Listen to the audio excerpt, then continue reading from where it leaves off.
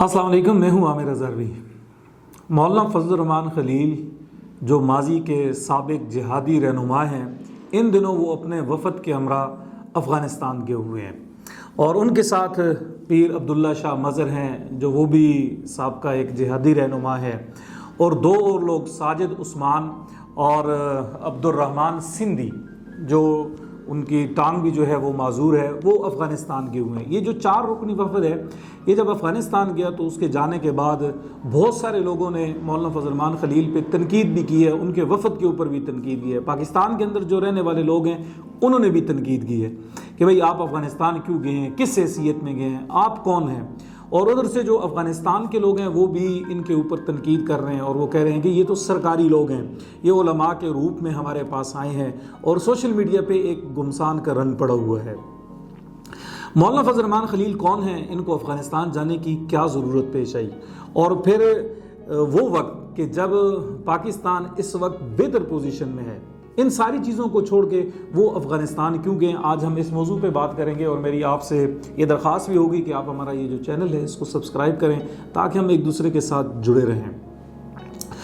अच्छा, मौलाना फजल रहमान खलील के तारुफ से पहले मैं आपको ये पहले बताऊं कि जो अफ़गानिस्तान के वज़ीर दिफ़ा हैं मुल्ला याकूब, उन्होंने तुलू न्यूज़ को एक इंटरव्यू दिया और वो इंटरव्यू सुनने लायक है। जो लोग पाकिस्तान और अफ़गानिस्तान के मसाइल हैं उनके अंदर दिलचस्पी रखते हैं, उन्हें वो इंटरव्यू सुनना चाहिए। तुलू न्यूज़ के सहाफ़ी ने उनसे सवाल किया है कि इस वक्त पाकिस्तान अफ़गानिस्तान के ऊपर हमले कर रहा है, मुतवातर हमले हो रहे हैं, वो नुकसानात पहुँचा रहा है, तो माजी में जिन ममालिक ने मुज़ाकरात के लिए कोशिशें की हैं, वो कतर है, वो इमारात है, वो सऊदीया है, तो आपने इस मौके पे इन ममालिक से रब्ता किया है या नहीं किया। तो अफ़गान जो वज़ीर दिफ़ा हैं उन्होंने कहा जी हमने इन तमाम ममालिक से रब्ता किया है, हत्ता कि हमारे वज़ीर ख़ारजा ने रूस के साथ भी रब्ता किया है और उनको कहा है कि हम मुज़ाकरात के लिए तैयार हैं, हम बातचीत के ज़रिए मसाइल को हल करना चाहते हैं, हम गुफ्तगू करेंगे, पाकिस्तान को समझाएं कि पाकिस्तान हमले न करे और हल जो है वो बातचीत के ज़रिए ही मुमकिन हो सकेगा। ये अफ़गान वज़ीर दिफ़ा ने कहा है। अच्छा, उन्होंने कहा जी हम मुज़ाकरात की बात करेंगे, मुज़ाकरात करेंगे, पाकिस्तान और अफ़गानिस्तान पड़ोसी हैं, हम एक दूसरे के साथ लड़ना नहीं चाहते, बैठ के बात करना चाहते हैं।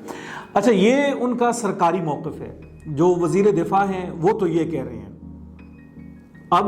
पाकिस्तान जब बेहतर पोजीशन में है, जब अफ़गानिस्तान मुज़ाकरात की दरख्वास्त कर रहा है, वो मुख्तलिफ ममालिक से ये कह रहा है कि आप पाकिस्तान को समझाएं कि वो हमले न करे, हमारे साथ बातचीत करें, तो ऐसे वक्त में जब पाकिस्तान एक अच्छी पोजीशन में जा रहा है, मौलाना फजल रहमान खलील को वहाँ जाने की क्यों ज़रूरत पेश आई। मौलाना फजल रहमान खलील को कौन नहीं जानता। जो लोग माजी के इस अफ़गान जिहाद के हवाले से दिलचस्पी रखते हैं उन्हें मालूम होगा कि फजल रहमान खलील हरकतुल जिहाद इस्लामी जो थी उसके वो अमीर रहे हैं। पाकिस्तान के अंदर जो असलहा लेके आया गया है, असला लाया गया है, जो शहरियों को मुसल्लह किया गया है, जो शहरियों को जिहादी मिशन, जिहादी काज के अंदर जो झोंका गया है, वो मौलाना फजल रहमान खलील उसका सबब थे। एक बड़ा नाम उनका, इनकी जमात थी और अफ़गानिस्तान के अंदर इन्होंने जंग लड़ी है। माजी में इनको अफ़गान जो तालिबान हैं उनके यहाँ बड़ा एहतराम का दर्जा हासिल रहा है और उन्होंने अफ़गानिस्तान की बड़ी खिदमत की है, बड़ी उनकी सपोर्ट की है, बड़ा साथ दिया है। लोग इनको बड़े एहतराम की नज़र से देखते थे। लेकिन जो 9/11 है, 9/11 के बाद सूरत हाल बदलती गई। मौलाना फजल रहमान खलील, ये पीर अब्दुल्ला शाह मज़र, ये जो बाकी साजिद उस्मान हैं जो ट्रस्ट अभी चला रहे हैं और इन सरगर्मियों से पीछे हट गए हैं, मौलाना फजल रहमान खलील भी ये सियासी और कौमी धारे के अंदर इन्हें शामिल किया। हालांकि इनके सर की कीमत मुकर्रर की गई है और इनकी जो तंजीम थी उसके ऊपर पाबंदी लगाई गई है। अच्छा, इन सारी सूरत हाल में जब दुनिया फजल रहमान खलील के साथ भी नहीं है, जब पाकिस्तान बेहतर पोजीशन में है, तो इन्हें अफ़गानिस्तान जाने की ज़रूरत क्यों पेश आई, मुझे तो अभी तक ये बात समझ नहीं आ सकी। आप देखें कि कतर मुज़ाकरात हुए, वो नाकाम हो गए, मौलाना फजल रहमान के नाकाम हो गए, तकी उस्मानी के नाकाम हो गए, सऊदीया ने मुज़ाकरात करवाए, नाकाम हो गए, तुर्की ने मुज़ाकरात के लिए रास्ता हमवार किया लेकिन नाकाम हो गए। जब ये सारे चैनल मुज़ाकरात के जितने थे वो नाकाम हो गए, वहाँ फजल रहमान खलील क्या करेगा। क्या मौलाना फजल रहमान खलील को ये दावा है कि भाई वो अपनी बात मनवा लेंगे, यानी वो उन्हें इतनी खुद एतमादी है कि वो अपनी बात मनवा लेंगे। اور ریاست کے اندر بیٹھے ہوئے جو لوگ ہیں کم از کم ان سے مشورہ کرنا چاہیے، بات چیت کرنی چاہیے کہ وہاں جانا چاہیے یا نہیں جانا چاہیے۔ یا تو مجھے ایک ہی وجہ جو سمجھ آتی ہے ان کے جانے کی کہ پاکستان نے ابھی افغانستان حکومت کو برابر کیا ہے، انہیں اپنی طاقت کا اندازہ ہوا ہے اور پاکستان کی طاقت کا بھی اندازہ ہوا ہے۔ پہلے انہیں عزت دی گئی، پاکستان کے جید نامور علماء بھیجے گئے، مولانا فضل الرحمان کو بھی بھیجا گیا، فضل الرحمان خلیل کو اپنا مفتی تقی عثمانی کو بھیجا گیا، اور دیگر جتنے لوگ تھے، ہماری وزیر دفاع گئے ہیں، ہمارے ISI چیف گئے ہیں، پہلے ان کے ساتھ مذاکرات کیے کہ بات چیت ہو جائے، پھر مختلف ممالک کو بیچ میں بھی ڈالا۔ جب بات نہیں بن سکی، اب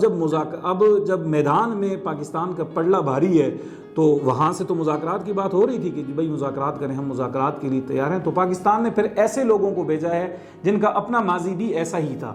اور انہوں نے کہا جی ٹھیک ہے، آپ مذاکرات کرنا چاہتے ہیں تو آئیں، آپ بیٹھ کے بھی ان کے ساتھ بات کریں، لوکل سطح کے یہ جو لوگ ہیں ہمارے، ان کے ساتھ بیٹھ کے بات کریں، آپ کی حیثیت ایک گروہ کی ہے تو ماضی کا جو ایک گروہ رہا ہے جنہوں نے اسلحہ اٹھایا تو آپ بیٹھیں ان کے ساتھ بات کریں۔ مجھے تو یہ ایک وجہ سمجھ آ سکتی ہے، باقی مجھے کوئی وجہ سمجھ نہیں آتی کہ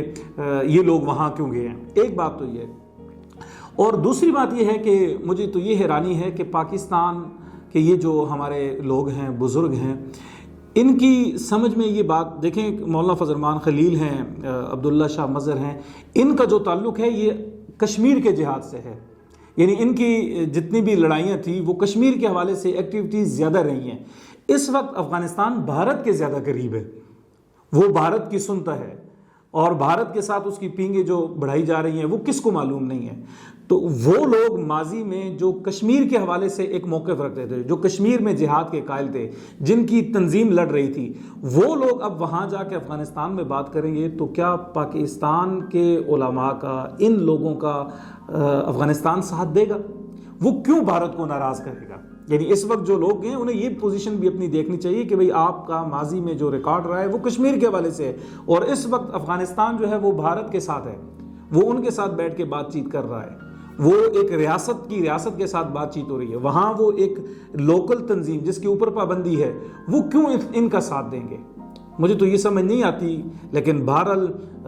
یہ ان لوگوں کو اس وقت اس موقع پہ نہیں جانا چاہیے تھا، اور خصوصاً جب پاکستان کا میدان میں پلڑا بھاری ہو تو پھر ان لوگوں نے، اور پھر انہوں نے میڈیا میں خبریں شائع کروائیں، پاکستان کے جو صحافی ہیں وہ لکھ رہے ہیں بھئی آپ اگر کوئی ذاتی طور پہ جانا ہی چاہتا ہے ٹھیک ہے وہاں جائیں، جو شخصیات ہوتی ہیں وہ جاتی بھی ہیں، بااثر ہوتی ہیں، وہ جاتی ہیں وہاں جا کے حکومتوں کو قائل کرتی ہیں، لیکن اس موقع پہ جب افغانستان مذاکرات کی بھیک مانگ رہا ہے، اور ان کا وزیر دفاع اپنے نیشنل جو ٹی وی چینل ہے اس میں بیٹھ کے کہہ رہا ہے کہ ہم یہ مختلف ممالک سے کہہ رہے ہیں بھائی پاکستان کو سمجھائیں، اور ایسے وقت میں یہ لوگ اٹھتے ہیں اور ایک ملبہ ہمارے اوپر ڈال دیا گیا کہ یہ تو سرکار کی طرف سے بھیجے گئے لوگ ہیں، اور ISI نے اپنے لوگ بھیج دیے ہیں اور وہ مذاکرات کی بھیک مانگ رہے ہیں۔ اس کی وجہ یہ ہے جی مذاکرات جو ہے وہ ایران کے ساتھ بھی بات چیت جب چلنا شروع ہوئی، وہاں رجیم آپریشن جو ہے وہ کامیاب نہیں ہو سکا، تو ادھر سے ISI والوں نے بھی، ہماری فوج نے بھی بندے بھیج دیے، حالانکہ فوج کو کیا ضرورت ہے، فوج تو اس وقت اپنا آپ دکھا رہی ہے۔ تو بہرحال یہ جن لوگوں نے فیصلہ کیا ہے انہوں نے خود اپنے طور پہ کیا ہے، وہاں گئے ہیں، تو میرا خیال ہے اس کا ریاست کو کوئی فائدہ تو مجھے نظر نہیں آتا، البتہ نقصان ہی ہوا ہے، لیکن کم از کم ریاست کو بھی احتیاط کرنی چاہیے اور ان لوگوں کو بھی احتیاط کرنی چاہیے جو اپنے طور پہ یہ خوش گمانی رکھتے ہیں کہ ہم وہاں جائیں گے اور طالبان ہماری بات مان لیں گے، ہم ماضی میں ان کے استاد رہے ہیں اور ان کا ساتھ دیا ہے اور ان کے لیے لڑائی لڑی ہے، یہ وہ لوگ ابھی نہیں رہے، یہ سمجھنے کی ضرورت ہے۔ بہت شکریہ۔